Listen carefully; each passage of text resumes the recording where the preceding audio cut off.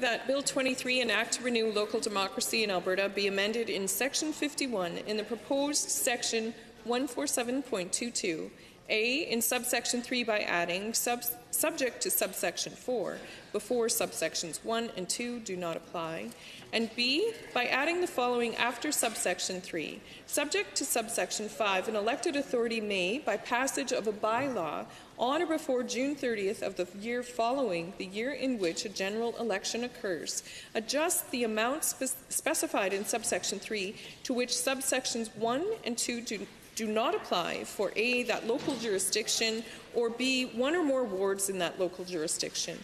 5, an elected authority in adjusting the amounts specified in subsection 3 may consider only A, the number of electors in that local jurisdiction or its wards, and C, the geographic size of that local jurisdiction or its wards. 6, a bylaw made under subsection 4 may not increase either amount specified in subsection 3 to an amount greater than $7,500. This amendment makes candidacy more accessible to new participants by addressing the $2,000 pre-campaign fundraising and spending limit proposed in the bill for non-incumbents. This amendment would allow local election authorities to set pre-campaign fundraising and spending limits according to local conditions if they do not find that the default $2,000 limit is appropriate for their circumstances. On the one hand, incumbents in large cities have a huge advantage in using public resources to communicate with electors, which can be worth far more than $2,000. On the other hand, some local positions in remote areas struggle to attract any attention or candidates, so the $2,000 limit may be too high. We also need to consider how many electors must be reached and how they're distributed in a local jurisdiction or ward.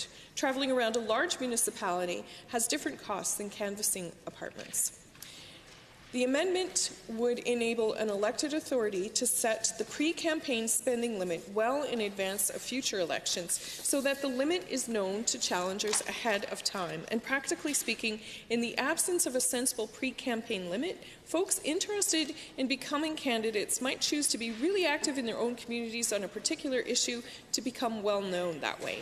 Meanwhile, they're raising and spending unlimited funds to get attention and collect information about potential voters, and all they have to do is declare their candidacy at the last minute in order to avoid this $2,000 pre-campaign limit. And this amendment was born of conversations with recently elected municipal officials who expressed concerns about the ability for people who are not incumbents to be able to be elected.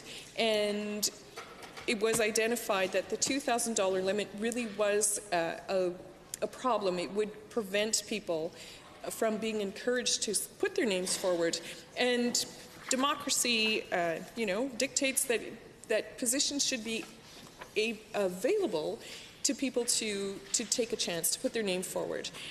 So based on that, I would, bless you, I would encourage all members of the Assembly to support this amendment. Thanks. The Honourable Minister. Thank you, Madam Chair.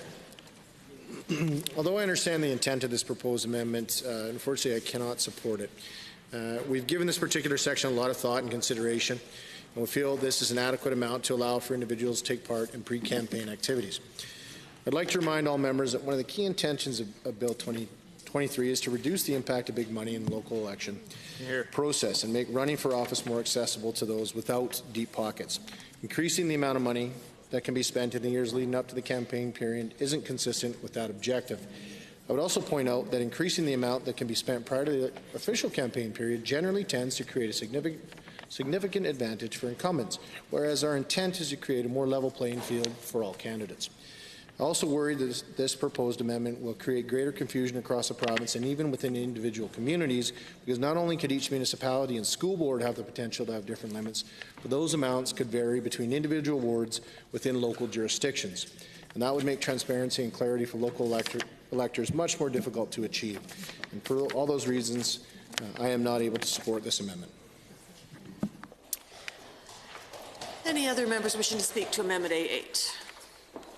Hearing none, I will call a vote. All those in favour of Amendment A8 to Bill 23, say aye. Aye. Any opposed, say no. That amendment is defeated.